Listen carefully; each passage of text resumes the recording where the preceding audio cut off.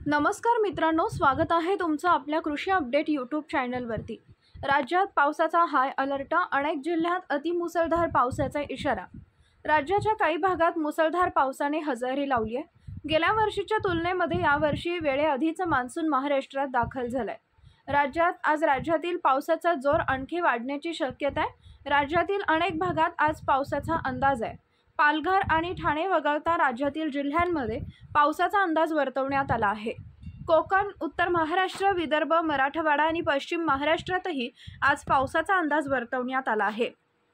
अरबी समुद्रातील वाऱ्याचा वेग मंदावल्यामुळे मान्सूनचा प्रवास संथ गतीने सुरू असल्याचे हवामान विभागाने सांगितले।